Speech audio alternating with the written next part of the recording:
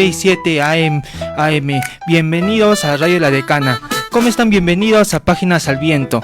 Este es el primer programa de Páginas al Viento, un programa en el cual, a manera de historia, conoceremos biografías y principales obras de muchos autores. Este programa es presentado por el Club de Lectura Juliaca. Y aquí mi nombre es Rodrigo y estoy con mucho gusto de estar con mis grandes amigos del Club de Lectura. Aquí les presento a Johan. Hola Rodrigo, ¿qué tal? Quienes habla Johan Copes, un gusto poder estar en este primer programa de Páginas al Viento con mis amigos. Y nada, gracias por este lindo espacio. ¿Qué tal, Guía? ¿Cómo estamos hoy día? Hola, ¿qué tal? Muy emocionada. Espero que así como hoy día nos estén acompañando todos los domingos a las 9 de la mañana. Misa. ¿Cómo está, Rodrigo? Muy buenos días a todos y estoy complacido de formar parte de esta mesa y va a ser un gusto compartir historias de autores y libros. Cuéntame, Edison, ¿cómo vas? ¿Qué tal? Mi nombre es Edison, un gusto, encantado como siempre compartir esta mesa con ustedes y gracias por este espacio, esperemos que les encante este programa. Genial. Bueno, gracias por presentarse. Ya, el día de hoy hablaremos de Franz Kafka. Franz Kafka, desde muy pequeño, desde los 15 años, comenzó a escribir. Estudió Derecho, lamentablemente.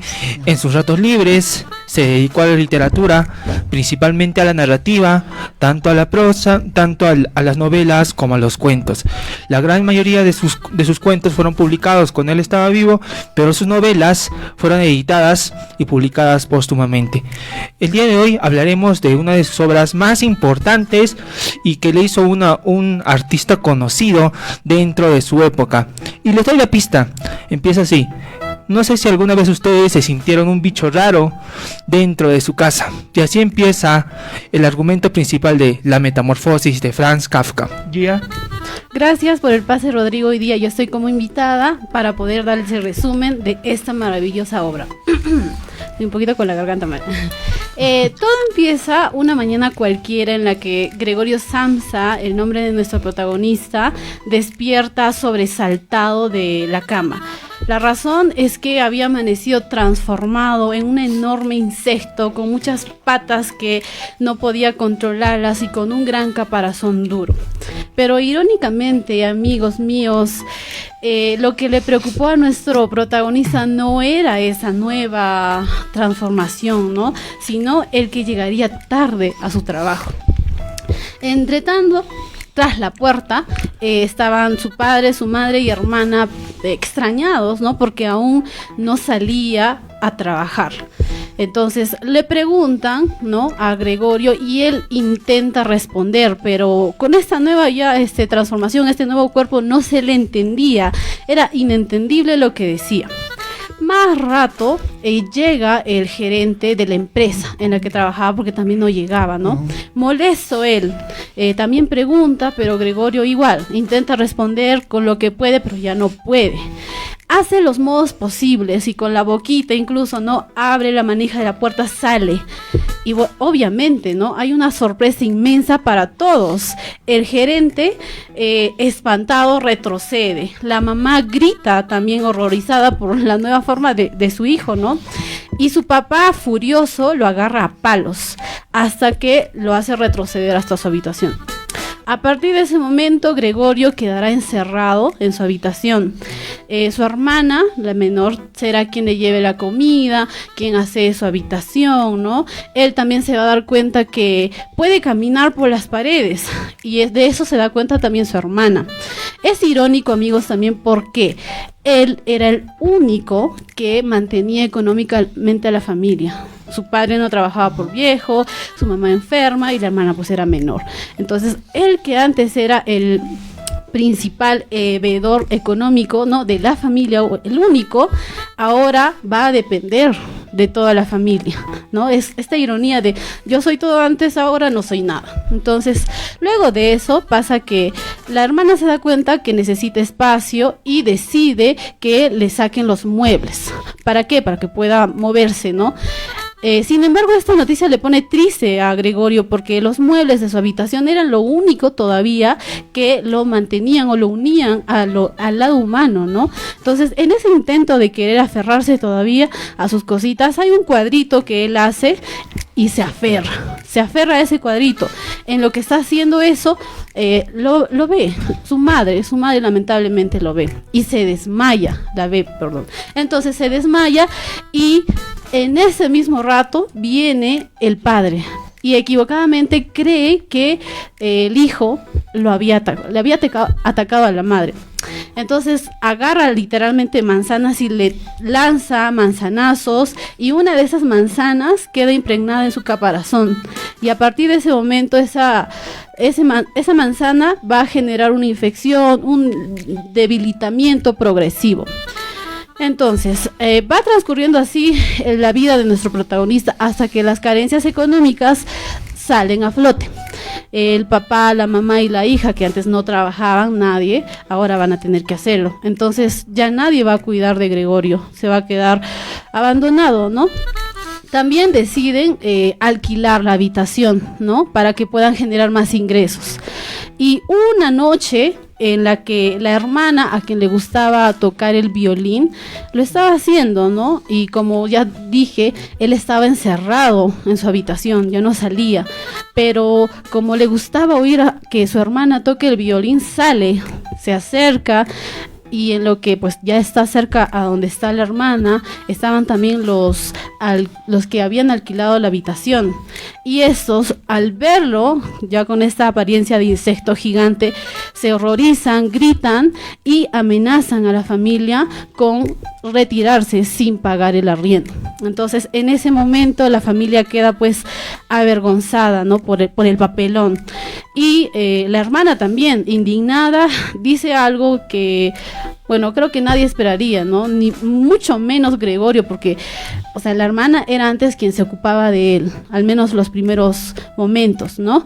Pero ahora ella va a ser quien dice que ya no aguanta más, que no soporta a este insecto, porque ya no era su hermano, era un insecto. Entonces, eso los padres lo oyen, sí, y no hacen más que decir sí, pero agachando la cabeza, ¿no? Como que tristes también por eso, por esa afirmación. Eso lamentablemente lo oye Gregorio. Obviamente oír eso de su hermana y que la familia asienta eso, lo pone triste, se retira a su habitación y en la noche se deja morir. Al día siguiente la empleada lo encuentra el cuerpo, lo comenta a la familia y la familia siente un alivio por esta carga, ya no había pues el gran insecto.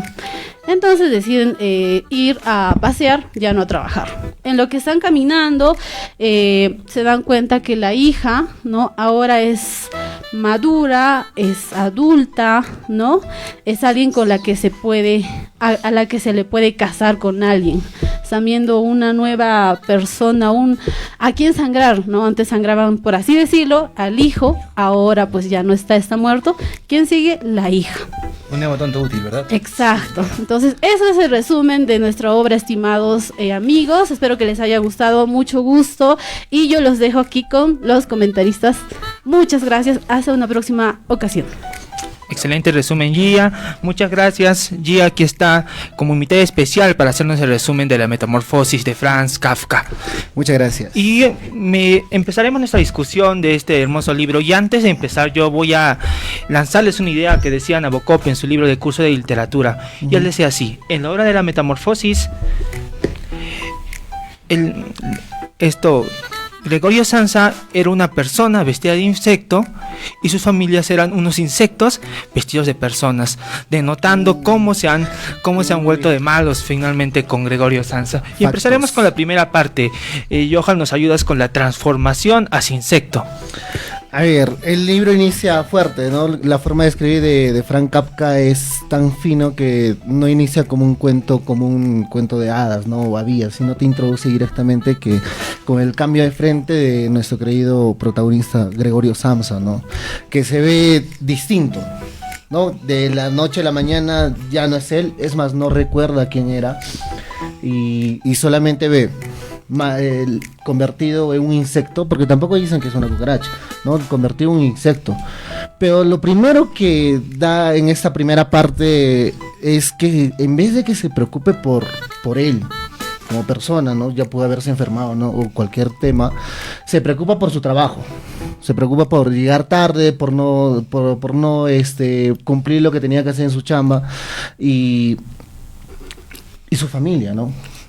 ¿Quién Sí. va a proveer a su familia? Porque él era el único. Sí. Así es como se introduce la primera parte de Gregorio Samsa, ¿no? Perfecto. Y Misa, te quería preguntar, ¿por qué crees que lo han deshumanizado a Gregorio Samsa? Perdón, a él no lo deshumanizan, él comienza a deshumanizarse bruscamente. Él de la noche a la mañana se encuentra transformado en un ser, un ente totalmente distinto. Y él no va a recordar su vida pasada y tampoco tiene una perspectiva de lo que puede ser. ¿Me entiendes? Y este conflicto interno es lo que hace que él mismo sienta de que no pertenece a algún lugar. Así se va deshumanizando, él va perdiendo su humanidad día a día progresivamente porque él no se va a sentir humano y tampoco va a sentir que encaja en alguna parte. De esa manera es que comienza la deshumanización de Gregorio Samsa. De Gregorio Samsa. ¿Algo más Sí. que decir, Edison? Claro, bueno, de esta primera parte es importante también mencionar que el hecho de que él se recuerde por qué le importa tanto su trabajo es porque él tenía deudas. Bueno, no él no, su familia, familia. ni siquiera Su padre, ¿no? claro, exactamente su padre, ¿no? Él estaba sumido ante esta situación familiar, ¿no? Y es interesante cómo el personaje se preocupa más por eso, ¿no? De hecho, se siente mal por no poder ir al trabajo ese día y es triste, pues, ¿no? Esa escena, por ejemplo, cuando trata de hablar o trata de comunicarse tras la puerta con sus familiares que están buscando, que están tocando o que viene el jefe y él no puede comunicarse con ellos, ¿no? Él hasta pierde esa capacidad de comunicarse y eso es creo que el inicio de esta pérdida de comunicación con el exterior. Claro, por otra parte, él no es que él no pueda comunicarse, pero imaginemos la escena, y es que él sí puede comunicarse, pero en un idioma o dialecto totalmente distinto. Y no lo entienden. Y no lo entiende. No Y lo creo que entienden. no hay no hay una falta de comunicación, sino una mala comunicación, ¿no? Claro. Porque ya hay dos tipos de verbalizaciones diferentes. Claro, y esto justamente también, o sea, es algo que podemos extrapolar a nuestro mundo actual, ¿no? Hay distintos tipos de comunicación en las que tú fácilmente no puedes entender a otra persona, ¿no? Tienes que entender su mismo lenguaje, ¿no? Y Gregorio se sentía así, ¿no? Inentendible. Y no sé, tal vez Johan nos podrás decir algo de... todo esto empieza, toda esta transformación hacia un insecto, hacia un monstruo, empieza desde el punto de vista de que el personaje deja de ser útil, ¿no? Claro. Vamos a este concepto de que si tú no produces, no me sirves. Básicamente es lo que quiso plasmar el autor, ya que él, inclusive el mismo gerente, su jefe, lo ve como algo, como una máquina más de producir. Mientras no vaya a la empresa y produzca, a él no le sirve. No, y es desechable. Entonces, ahí también va el concepto, no solamente en toda la obra, es la deshumanización que sufre Gregorio Samsa, ¿no? De ya no ser útil tanto a su familia y a la empresa, ¿no? Ya no es productivo. Si no eres productivo, no me sirves. Uh-huh. Y ya vamos a ver también más tarde la biografía de cómo así se inspiró, ¿no? En escribir, porque gran parte de lo que escribía Franz Kafka era lo que él sentía. Y entraremos a la segunda parte, ¿les parece, chicos? De la relación que tenía Franz Kafka o Gregorio Samsa con su familia. ¿Qué les parece, Misa? Sí. Sí, pues, está bien, me parece interesante. continuemos. Porque la familia es importante aquí, o sea, no para Gregorio, sino cómo se interrelaciona con ellos. Gregorio era, como dijeron en el resumen, el único sustento de la familia, tanto de manera económica como de manera moral. Él era el pilar del hogar, a pesar de que obviamente el papá estaba allí. Sin embargo, también está esta dualidad de poderes. La Decana. Donde el papá sigue siendo el jefe de familia, ¿no? Entre comillas. Sin embargo, Gregorio era el que asumía este rol. Entonces, imagínate tú este choque, esta rivalidad, ¿no? Que pasa también en los humanos como en los animales. Dos machos alfa, entre comillas, luchando por el mismo territorio. uno que provee económicamente y el otro que impone autoridad, ¿no? Autoridad de padre, aunque no provea de nada. ¿Y hasta qué punto, no? ¿Hasta qué punto podemos imaginarnos llega la autoridad de una persona? ¿Cuándo vemos a una persona como autoridad? ¿Cuando provee? ¿Simplemente cuando nos dio la vida? ¿Simplemente porque es el mayor del grupo? ¿Simplemente por...? O sea, son muchas cosas. Claro. Y este conflicto se va a remarcar bastante a lo largo del libro. Perfecto, y esto, Edison, ¿nos podrás comentar un poco de cómo la familia se adapta a esa transformación? Claro, al inicio la familia trata de tener un poco de... Bueno, está confundida, obviamente, ¿no? No es fácil que de la noche a la mañana tu hijo, la persona que proveía a la familia, cambie su aspecto y justamente por esto se vuelva este concepto que acaban de mencionar, que se vuelve inútil, ¿no? En cuanto, por ejemplo, la hermana trata de tener compasión por él porque es algún ser bastante querido y esa empatía hace que sea la única persona que llega a acercarse un poco a él, porque del padre y la madre que es la que siempre va a querer a sus hijos, aún así con todo ese amor no podía. ¿Por qué? Porque le causaba repulsión. El padre, siendo una figura autoritaria, desde un inicio, en el momento que lo mete a palos, como mencionó Gia, a su habitación, ya demuestra ese carácter autoritario, ¿no? Con el cual se va a comportar a lo largo de toda la historia. Y es importante también ver cómo la hermana... en esta empatía le hace sentir al menos un poco mejor, ¿no? Y a Gregorio. Perfecto, y Johan, te pregunto, ¿tú crees que Gregor Samsa se sentía insecto o él seguía sintiéndose persona? Yo creo que sí, se seguía sintiendo persona, pero hacía un proceso poco a poco, ¿no? El proceso de deshumanización que sufrió. Porque hay una escena en el libro en el cual la hermana le empieza, Gregorio empieza a sentir asco a la comida normal, Sí. ¿no? a la que comemos normalmente, por esta misma fase de transformación. Entonces la hermana lo que hace es darle distintos tipos de comida, ¿no? Para que vaya probando y Gregorio mismo se da cuenta de que ya no le gustan las comidas habituales que él solía comer, sino ya las más, los desechos, ¿no? La basura, así decirlo. Entonces él siente un gusto por eso, pero él también se pregunta ¿por qué? ¿No? Y ha sido una transformación de poco a poco que le está llevando a convertirse, a separarse totalmente del lado humano, ¿no? Deshumanizarse totalmente. Claro, y es interesante justo esa escena que mencionas. Gregorio comienza a llorar cuando la hermana le trae la comida y él empieza a comer del queso que le trae, ¿no? Queso, creo que también le trae verduras ya en mal estado, ¿no? Y le trae leche también al inicio, leche, ¿no? Al inicio, la cual no le gusta ya, bueno. Pero la escena donde comienza a comer por primera vez, él empieza a llorar, ¿no? Empieza a llorar y come con tanta emoción, ¿no?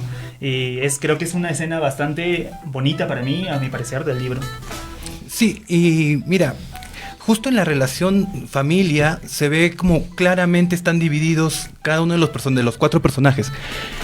La compasiva, como lo comentaste, Greta, la hermana, la mamá que tiene pena, ¿qué le pasó a mi hijito? ¿Sufrirá, no sufrirá? No lo puedo ver, pero le tengo pena. El papá que se desapega totalmente, él ya no es mi hijo, no lo conozco, ¿quién será? Mi hijo ya se murió. Y Gregorio que siente culpa. Ahí están los cuatro factores distintos que van a marcar mucho en el desarrollo de la historia, ¿no? Greta por compasión y también por este sentimiento de deberle algo a Gregorio, porque él la consentía, pues, ¿no? Él le daba todo lo que quería. Entonces, por esta compasión es que comienza a atenderlo, comienza a verlo, trataba de buscarlo y tal. La mamá siente pena. ¿Qué les pasará a mi hijo? Pero no puedo acercarme porque no estoy preparada, no me siento fuerte para esto. Entonces se va alejando del hijo, mal que bien. Y el papá que de arranque lo agarra a palos, no sabe quién es, él no lo reconoce. Mi hijo ya se murió, ¿quién serás tú? Tal cual. Y Gregorio, la culpa de, oye, como lo dijo también en el resumen, yo soy quien proveía el hogar. Yo soy quien era el sustento de mi familia. Ahora, ¿cómo van a vivir? ¿De qué van a vivir? ¿Cómo estarán? Y no los puedo ver porque si salgo de aquí también los asusto y tal. Siento mucha culpa. Y esa culpa mal mal comprendida, más adelante lo va a llevar a una depresión, que lo vamos a ir tocando un poquito más adelante. Claro, y Claro. es importante justo que mencionas este tema de que él todavía sentía. Él físicamente era otro, obviamente, pero sus sentimientos seguían ahí. Él seguía sintiendo emoción, seguía sintiendo tristeza, empatía, confusión, y seguía teniendo estos sentimientos de humano, ¿no? Y es muy interesante cómo se ve esto a lo largo del libro. Johan, ¿algo más? Sí, justo quería agregar que hay justo una también. escena justo cuando mencionaste Sí. que por qué la hermana se acercaba mucho a Gregorio Samsa. Es que Gregorio tenía el sueño de pagarle sus estudios en el conservatorio, sus estudios de violín, porque la hermana tocaba violín. Y Gregorio estaba con esa culpa, ¿no? De ahora ya no le voy a poder pagar eso a mi hermana, ¿no? Y Gregorio estaba pensando en eso. Y de cierta manera también la hermana, atendía a Gregorio por lo que le había apoyado, por lo que le había ayudado, ¿no? Por sentirse comprometida. Pero esto poco a poco se va a notar al transcurso de la historia que se va alejando, ¿no? Que es frágil. Va sintiendo ese desapego también. Ese desapego, sí. Es que es lógico, mira, es como cuando tú te enamoras de alguien, ¿me entiendes? Tú te enamoras de alguien y esa persona es muy importante, muy bonita, muy atractiva, es especial, es todo lo que quieras. Luego terminan por azares del destino. 3 años después la vuelves a ver, sigue igual de guapa o de guapo, ¿no? Pero ese sentimiento que tú tenías por esa persona cambia, porque son 3 años, tú cambiaste. Esa persona también cambió. Hay cosas, factores distintos en él. Entonces es imposible decir a lo largo del tiempo voy a mantener la misma relación o el mismo sentido de apego con una persona con la que ya no comparto cosas. Claro, pero mencionaste algo interesante que es a lo largo del tiempo, pero esto sucede rápido. Sí, sucede. No, es que el sucede libro te lo va a contar en meses. Claro. 70 páginas, pero Entonces, va a pasar pero- tiempo. Pero el libro pasa en 3 meses, más Claro, o menos. más es o menos. El cambio, pero ¿no? muy aparte de que sea una relación, ¿no? Es tu hermano, ¿me entiendes? Es tu hermano por el cual está ahí y de llevar hasta ese punto en el cual lleva la historia, yo no comparto, no me parece correcto. Claro, pero es su hermano, sí, pero lo que ellos visualizan enfrente de ellos ya no es su para hermano. ellos, Claro. para Ya su no familia, él ya no está. Claro, para su familia, desde su perspectiva de ellos, ya Sí. no es ni su hermano ni su hijo, porque poco a poco se va perdiendo más, ¿no? Y eso pasa incluso actualmente, Ujú. sin necesidad de convertirnos en insecto, cuando de repente, mira, por azares de la vida, a veces te llega, después de años de no conocerte, llega un papá, o te llega una mamá, o te llega un hermano, y te dicen, oye, mira, él es tu papá, oye, mira, él es tu hermano, tu hermana. O sea, tú dices, mi hermano, mi hermana, mi papá, y no por eso vas a tener este sentimiento de Claro. apego. Ah, O sea, pero es algo que se construye en Pero en realidad. ahí discrepo, porque No. en ahí es que recién van a generarse los vínculos. Lo que pasó con el personaje que ya habían los vínculos, solo que se transforma en un insecto por el mundo kafkiano y se rompen los vínculos automáticamente, ¿no? Claro, y ese es mi punto. O sea, no es como que puede ser de las dos maneras. O te llega de la noche a la mañana y tú tienes que aprender a querer a alguien si tú decides. Ya, sí. O pasa como con Gregorio y tú tienes que reaprender a verlo de una manera totalmente distinta. Y ese conflicto, ese choque es lo que va a hacer que tú, o por la interacción, te apegues a alguien, o por la misma interacción o falta de ella, te vayas desapegando de esa persona. Por eso, Y ahí hay que sumar que la figura de Gregorio no era algo lindo de ver, pues, ¿no? Era una figura grotesca para la familia. Exactamente, ¿no? No es común que una familia... Podría ser que haya cambiado su forma, pero sea una forma humana todavía. Sí. Y eso sería totalmente comprensible y quizá el apego pueda generarse de otra manera, ¿no? Pero era una figura grotesca tal como lo indica. Entonces, ahí ya había un choque entre la mentalidad y lo que la familia quería sentir con él, pues, y no se podía construir ese apego. sí, por eso es lo que decía Nabokov, ¿no? Que cuando Kafka se transforma en un insecto, se vuelve más humano que su misma familia, ¿no? Ujú. Que porque él se preocupaba porque ya no les proveía dinero, se preocupaba porque había tal vez ya no le va a cumplir los sueños a su hermana. Claro. Y incluso hay una parte dentro de la obra que él mismo se escondía, ¿no? Se escondía debajo de un sofá para que su familia no le viera. Para no causarles terror. para ¿no? no causarles Y ese terror. Es parte de su empatía. Que Sí. él sentía que no quería que su familia lo viese en el estado. Creo que aquí se desenmascara la familia, pues. O sea, de todo, como decía un rato, era un tonto útil, ¿no? Ya. O sea, que mientras él prohibía, existía para la familia. y una vez que dejó de proveer y sufrió este cambio, ya pudo haber sufrido un accidente o algo, la familia ya no le tomó importancia como humano, ¿no? Como hermano, como cercano. Tal vez era la burocracia que siempre criticaba a Kafka, ¿no? Por eso decía, También. la O sea, deshumanización desde que uno ya no es útil, ¿no? Tanto familiarmente como una relación familiar, sentimental cercano y una relación laboral también, ¿no? Bueno, gracias por su atención. Vamos a ir a los cortes comerciales y regresamos con la discusión. Esperamos, chicos, se vienen cosas interesantes. ¡Nos vemos! Nos vemos.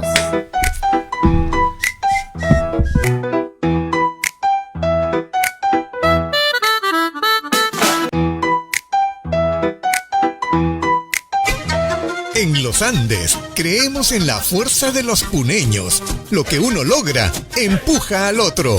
Somos el socio financiero que creció aquí, contigo. Con un crédito en los Andes, nada te detiene. Somos Empuje Puneño. Somos los Andes.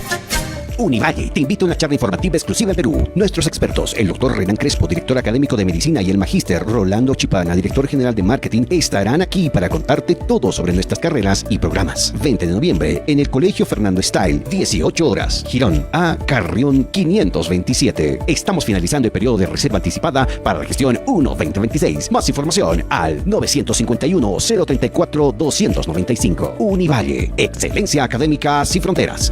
¿Te imaginas vivir en Arequipa en un condominio moderno con seguridad las 24 horas? La Arboleda lo hace posible. Departamentos pensados para tu comodidad y la de tu familia, con salón de usos múltiples, juegos para niños y zona de parrilla. Con el respaldo de Classen, inmobiliaria con más de 16 años de experiencia en vivienda a nivel nacional. Visite nuestra oficina en Cerro Colorado, Arequipa, en Avenida 27 de noviembre, número 806, o llámanos al 946-035-058 y agenda tu visita. Para más información ingresa a www.classen.com. ¿Sabías que al quemar los residuos de tus cosechas y no verificar si el fuego está bien apagado, puedes ocasionar un incendio forestal? No limpies con fuego el campo. La quema de bosques daña el suelo y lo deja desprotegido. Evitemos los incendios forestales. Un mensaje de La Decana, Radio Juliaca. Siempre juntos. Para informarte, entretenerte. La Decana.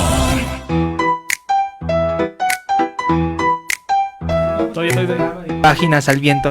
Y seguimos con la discusión. Y seguimos con la discusión de la metamorfosis de Franz Kafka. Y empezaremos ya.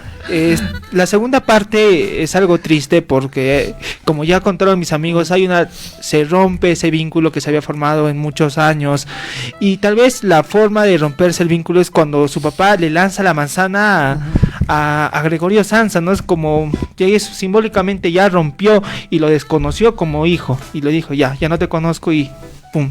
Claro, y es una escena bastante triste, ¿no? De hecho, en esta escena, el padre, al ver que Gregorio asusta a su madre, ¿no?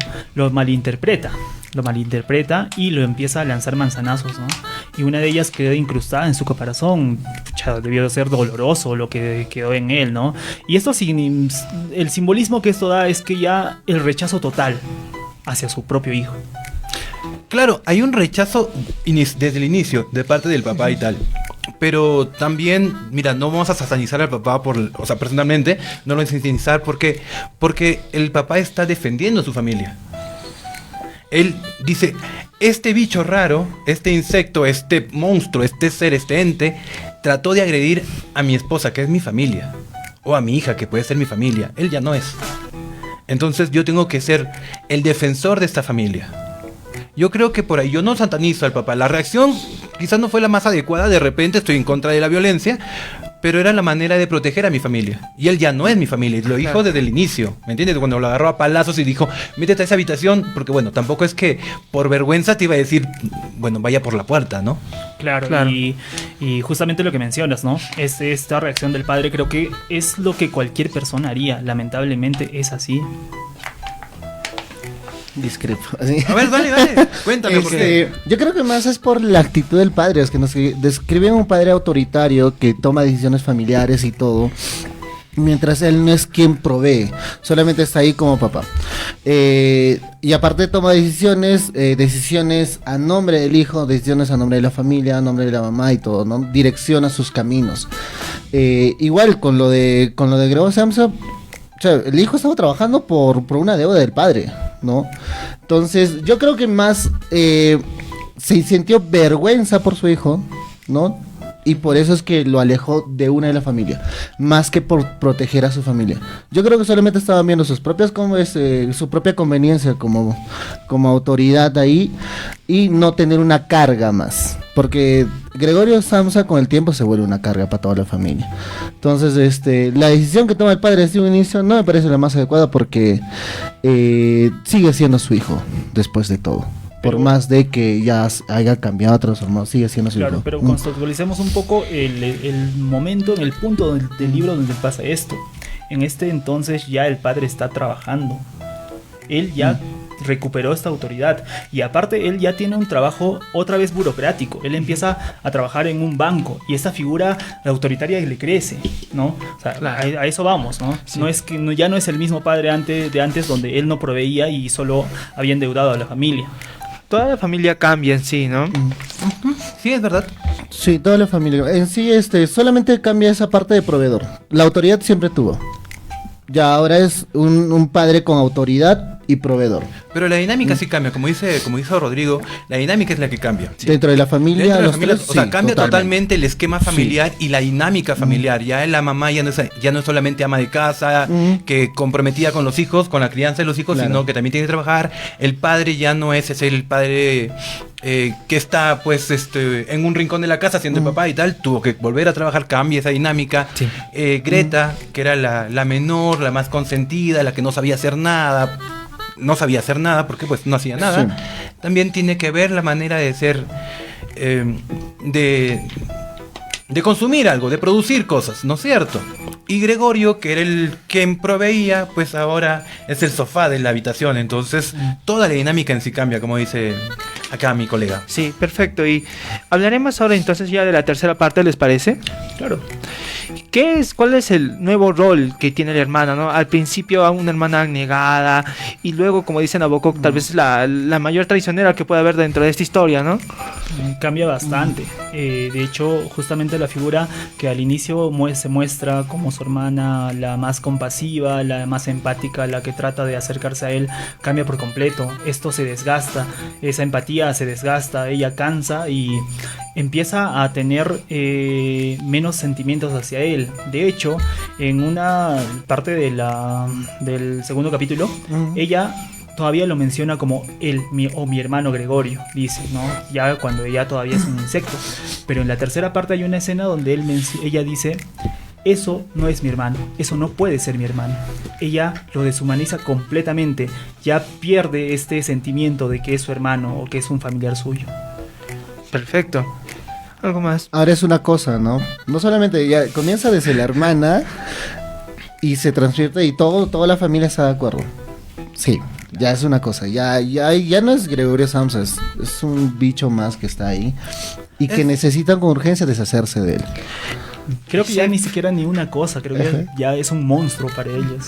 Mira lo que fuere, perdóname, Rodrigo, pero mira, ¿no? Mira lo que fuere, sea un insecto, un monstruo, lo que fuere. Lo que pasa es que hay un cansancio. Sí. ¿Me entiendes?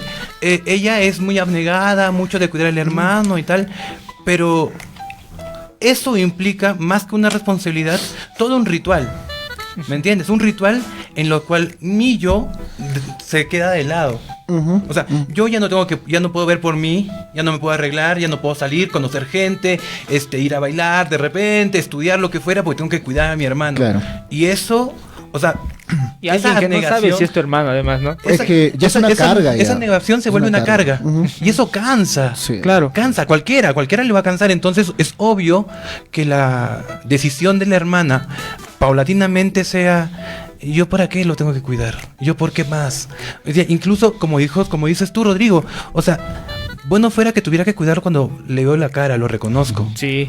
Pero no es su cara, no es su cuerpo, no es su voz, no es nada él, es otro él totalmente distinto. Entonces voy incluso perdiendo ese sentimiento de cercanía que tenía con esta persona, que ya no es una persona. Entonces, este cansancio hace que obviamente yo me vaya alejando. Y una vez que me alejo, pues ya pierdo todo, pues, ¿no? Creo que sí, porque a veces criticamos y como tercera persona es fácil opinar, ¿no? Y olvidamos que los personajes que actúan dentro de la obra también son humanos, también se cansan, tienen un margen de tolerancia. Y yo quería preguntarles un poco más de la habitación, porque al inicio de una habitación era la habitación de Gregorio, pero poco a poco van sacando muebles y van utilizándolo como almacén, ¿no? Y lo reducen cada vez más el espacio. No sé si alguien quiere hablar de esa parte. Claro, mira, la habitación cumple varias funciones. Primero, en primer lugar, es el refugio de Gregorio. Sí. Su lugar seguro. Su lugar seguro. Ese es el primer punto. Entonces, ¿dónde se va a ir a confinar él? A la habitación. ¿Qué pasa cuando la mamá se van a acercar o quieren tener un primer acercamiento? Él se va a esconder en uno de los muebles o sofás que hay por ahí, ¿no es cierto? Bajo la cama, creo. Entonces, sigue siendo su refugio. Después, al ser un refugio es mi lugar seguro, algo como lo dijiste tú, Johan. Es un lugar donde no me van a hacer daño, donde no voy a lastimar a nadie, ni nadie me va a lastimar. Pero sin embargo, ese lugar seguro se va convirtiendo en una prisión. Yo ya no voy a poder salir de allí. Estoy confinado a este lugar. Si salgo, pues se va a generar pues una hecatombe. ¿Me entiendes? Mamá se va a desmayar, por ahí van a gritar, me van a agarrar. No, mejor me quedo acá. Pero ya no puedo salir. Ya no puedo ver el mundo como lo veía antes. Me voy sintiendo solo también. Claro. Es una prisión que me genera soledad. Y además, al final, esta habitación va a ser lo que lo conecte y lo desconecte de su humanidad. Porque al tener en esa habitación tenía sofás, cama, espejo, o sea, todo lo que un humano requiere en su habitación. Eso es por su espacio. Y luego con el pasar del tiempo van a ir quitando una silla, van a quitar una mesa, el closet de repente, va a salir del closet mi brother, va a meterse bajo la cama, van a ir quitando cosas y se va a ir perdiendo este sentido de pertenencia y de humanidad también. Entonces, ¿viste cómo evoluciona solamente un espacio de la casa? Kafka era lo máximo escribiendo, ¿eh? Sí, realmente sí, por eso era tan... por eso ya Max Brod lo fichó desde esa época, ¿no? En una parte de ahí es lo último que se aferra para no quitarle más humanidad. Es un cuadro que él se pone, ¿no? En todo su cuerpo y se pone en el cuadro para no me quiten más. No me quiten lo último, ¿no? No me quiten lo que me queda claro. de esta habitación. La decana. Porque durante casi la parte final de la obra hay una disyuntiva, ¿no? Porque él ya a veces ya se identifica como un insecto, pero hay momentos, hay atisbos en los que él reconoce que aún es humano, ¿no? Y trata de aferrar lo máximo que puede. No sé si podemos hablar de quién finalmente mató a Gregorio Samsa. Porque ¿Se mató? Se dejó morir. Se dejó morir. No, lo mató su depresión. Sí, la culpa. Por ejemplo, pasa que cuando le lanzan el manzanazo y este queda incrustado en su cuerpo, este le lastima bastante. Él ya no se puede mover. Él se queda quieto. De hecho, desde este entonces, él vuelve a tener esos sentimientos, estos pensamientos en su cabeza de que la mejor solución sería de que él ya no exista para esa familia. Y justamente lo que dice Misa, la depresión. O sea, estar en ese espacio, en ese cuarto, ha hecho que su depresión y soledad crezca. O sea, ya no tiene puntos de apoyo. No tiene apoyo ni de la familia, ni de amigos. Ya no se relaciona con el mundo exterior. Y entre más me aíslo de todas estas conexiones que de algún modo hace que me sienta vivo, hace que todavía haga mis cosas de humano, socializar. En caso de Gregorio, todo se ha cortado. No hay comunicación, no hay con quién hablar, ya no sale al mundo exterior, y la depresión que estaba sufriendo por la culpa y por la situación de la familia y de él, toma una decisión, creo que la más adecuada, ¿no? No, disculpa. No, discúlpame ahí. Ya. Mira, ahí es que la pregunta es bien compleja. Sí. La pusiste difícil, brother. Mira, Primero, es que no es que alguien fuera el causante directo de su muerte. ¿Qué pasa aquí? Como dijo Johan, se perdieron los puntos de apoyo. Y recuerda que la interacción social para cualquier ser vivo es importante. Y lo vemos en todos los mamíferos, no solamente en el ser humano. Todos andamos en manada. Entonces, al sentirte solo, al sentirte aislado, van a venir pensamientos negativos que te van a ir menguando en cuanto a tu situación mental, ¿no? Sí, estado mental. Sí, en tu estado mental y sobre todo tu capacidad de querer vivir. ¿Me entiendes? Y ese es por un lado. Y por el otro está el hecho de que te resignas. ¿Me entiendes? Al resignarte, lo que se pierde allí es este deseo de vivir. Y dices, no encuentro otra salida. ¿Qué alternativas tengo? O sea, puede tener muchas alternativas viendo desde un punto más psicológico de repente, buscando por ahí quien ayude, pero en ese tiempo no se dio. Pero si esas dos cosas pasan, se resignó a que ya nadie lo quería, a que se estaba solo, a que no veía otra salida, y pues tomó esa decisión, no la más adecuada de repente. ¿Me entiendes? Definitivamente no la más adecuada. Y obviamente la falta de puntos de apoyo. No había ni una sola persona cercana o lejana a él que le dijera, hey, tranquilo, yo estoy contigo, ¿me entiendes? No había. Perfecto.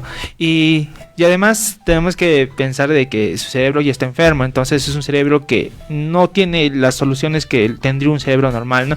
Y es tan interesante porque me da risa que que tan grande es Kafka que estamos hablando como si un insecto tendría un cerebro humano, ¿no? Ajá, ya. Bueno, Johan, ¿qué te parece? ¿Qué te parece si nos hablas de la última parte del libro, ese nuevo papel que tiene la hermana, ¿no? En esta última parte, ¿no? Nos deja un tanto muy interesante el autor Kafka, gracias. ¿No? Ya tenemos a Gregorio Samsa que tomó esta decisión, no la más adecuada, tiene razón de misa ahí, no la más adecuada. Vemos al papá y a la mamá yéndose para la playa, ¿no? Papá, mamá y la hija yéndose para la playa, todos se visten bien elegantes, van un paseo a la playa. Y ahí tenemos la hija adelantándose y caminando. Y vemos al papá y a la mamá mirándola detrás y diciendo, ¿no? Qué grande ya está. Qué grande es. Qué tanto ha crecido ya nuestra hija. Ya está lista para casarle. O para casarla con alguien más. Dándonos a entender de que ellos ya están viendo otra víctima, ¿no? De que mi hija se va a casar con alguien y vamos a tener otro proveedor. Casarlo con una buena familia. Es una era tonta útil, ¿no? Sí, sí. Buscar un nuevo, entre comillas, proveedor, ¿no? Que pueda darles una vida cómoda sin dar tanto esfuerzo. Es que eso pasa en esta sociedad, si te das cuenta. Mira, mal que bien, los padres traen hijos al mundo con la idea de que ellos sean productivos, de hacer algo, ¿me entiendes? Te llevan a la universidad, te vuelven tiktoker, ¿no? Influencer, lo que fuera. Sí. En ese tiempo te casan con alguien, con plata y tal. Pero es la idea, ¿me entiendes? Yo ya trabajé, yo ya le di, ahora tú tienes que devolverme. ¿Y de qué manera me vas a devolver? Pues obviamente teniendo ingresos y dándome lo que yo pocamente o muchamente te di en algún momento. Entonces creo que esto es algo que se da en la sociedad. Y se daba antes y se da ahora. Perfecto. Y de esa manera termina la obra de Kafka, ¿no? Dándonos esa pequeña frase al final, ¿no?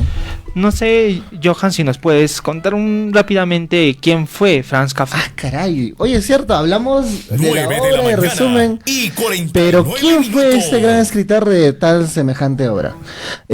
Hablamos de Gregorio Samsa. Gregorio Samsa nace el 3 de... Franz Kafka. Gracias por la aclaración. Yo me estoy yendo y resume. A ver, vamos a hablar de Franz Kafka. Gregorio también nace. También nace ahí, ¿no? ¿Quién fue Franz Kafka? Caray, Cuéntanos. ¿Qué está pasando acá? ¿Quién fue Franz Kafka? Kafka nace el 3 de julio de 1883, nace en el seno de una familia judía, ¿no? Tanto un poco checo, alemán y judío. Nunca supo dónde... Bien para dónde patear. Bien para dónde patear, ¿no? Entonces, de niñez siempre ha sido un chico solitario, aislado, pero bien observador. no, con un padre, esto desde su niñez, con un padre estricto, radical, que tomaba las decisiones de la familia, de él, y eso se nota a lo largo de su familia, y no solamente en su vida, sino en sus libros, que va asemejado, ¿no? De ahí empieza a estudiar. Sus estudios lo hace, primero empieza a estudiar lo que es química, ¿ya?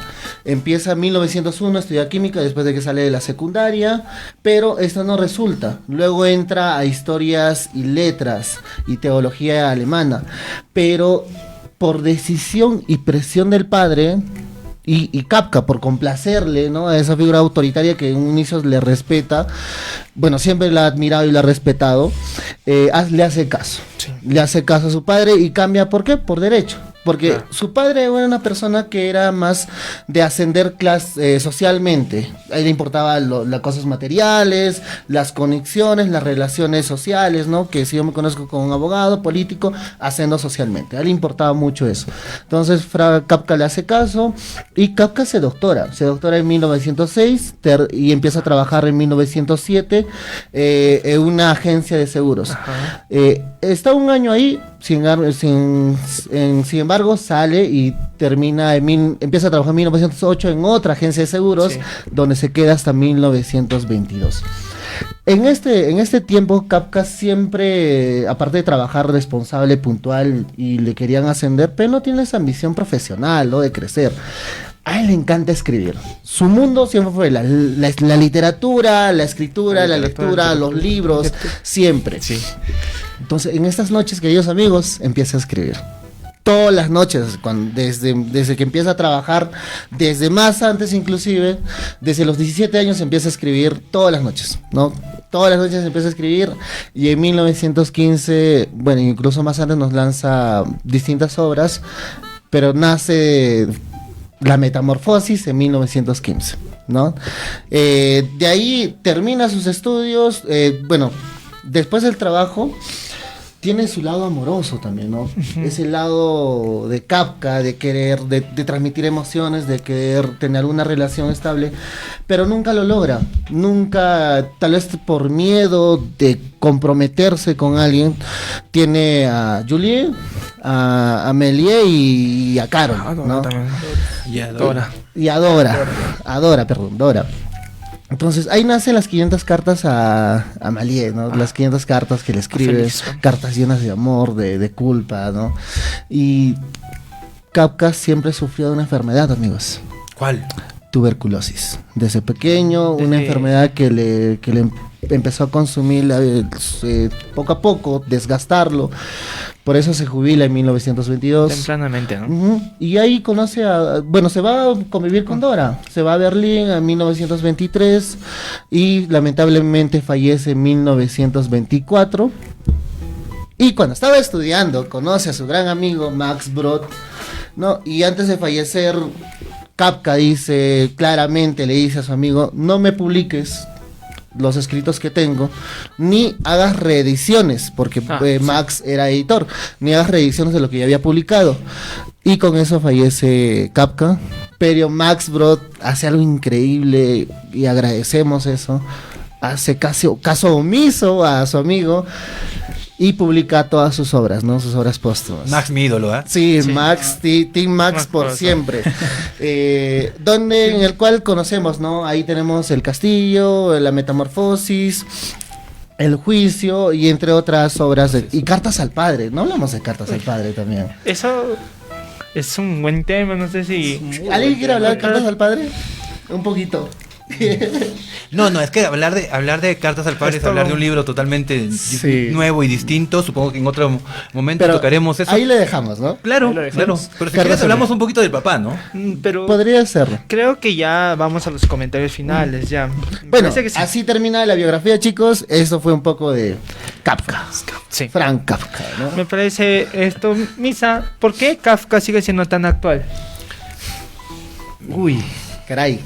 Mira, este libro fue escrito hace más o menos ya 100 años, ¿okay? En una sociedad con un contexto totalmente distinto al actual, ¿ok? Diferente, muy diferente. Sin embargo, si tú te das cuenta, las relaciones familiares siguen siendo conflictuosas actualmente. Y más quizá. Las relaciones laborales, el ser útil o no para la sociedad, es algo que se sigue manteniendo actualmente. Tú, si no trabajas, no eres nadie. Si no tienes dinero, no sirves para nada. ¿No? Lo que también plasmaba el libro. Por otra, los cambios, la alienación, las transformaciones, la metamorfosis de las personas, ya no es verdad, ya no se van a transformar como en ciencia ficción a un insecto o a algún animal, pero sí hay transformaciones de personalidad, de caracteres, de comportamientos, de formas de ver. Sin poner ejemplos precisos, vamos a tocarlo, dejarlo ahí, que hacen que la sociedad te vea de una manera o te vea de otra. Y sobre todo hay mucho prejuicio, así que te vamos a ver, en general la humanidad te va a ver de mala manera, pues, ¿no? Entonces esos problemas que conlleva pues, siguen siendo muy de ahora. Muy actuales. Muy de ahora. De verdad que sí. Y Edison, ¿por qué crees que lo ha llamado la transformación? Claro, ¿no? Creo que todo el libro nos habla de eso, ¿no? Y bajo mi punto de vista, no solo se refiere a una metamorfosis o transformación de Gregorio Samsa. Para mí es una transformación de todos los personajes, ¿no? En el caso de Gregorio, por ejemplo, sufre un cambio físico, un cambio bastante drástico, pero la familia sufre un cambio moral, en el cual lentamente durante todo el libro su moral va cambiando. En cambio, la de Gregorio Samsa, su moral, sus sentimientos humanos se mantienen hasta el final. Y eso es bastante interesante, ¿no? Y eso nos hace preguntar, ¿quién realmente es el monstruo? ¿Quién realmente es el insecto, no? Bueno, ya gracias por escucharnos. Ya estamos casi en la parte final de Páginas al Viento y terminamos con el puntaje. ¿Qué puntaje, Johan, le das? ¿De cuánto, Rodrigo? De 0 a 10. De 0 a 10. Siendo Kafka y Metamorfosis, le voy a dar 8 bellos puntos. Eddie. 10 puntos porque creo que es una obra bastante completa para ser tan corta. Sí, exacto. A pesar de ser un cuento pequeño, tiene mucho que abarca. Yo le doy un 9.5 también.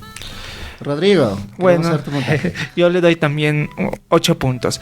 Y muchas gracias por escucharnos. No se olviden, todos los domingos a las 9 de la mañana, de 9 a 10, vamos a traer un escritor y una obra diferente cada semana. Y si ustedes tienen alguna sugerencia, déjenos en los comentarios de la transmisión en vivo, por favor, y nosotros hacemos el resumen y la biografía del autor. No sé si algo más quieran decir. Sí, no se olviden compartir, no se olviden comentar, darle like todos los domingos de 9 a 10 por Radio La Decana. Síganos en nuestras páginas sociales también como Club de Lectura Juliaca. Estamos en todas las redes sociales, Instagram, Facebook, YouTube, TikTok. Y así se pueden enterar de las otras actividades que tenemos como Club de Lectura Juliaca. Y recomendamos. Tienen cita el próximo domingo a las 9 de la mañana. ¿Por dónde? Por Radio La Decana. La Decana. Gracias. Chao, nos vemos. Hasta el próximo programa. Nos vemos.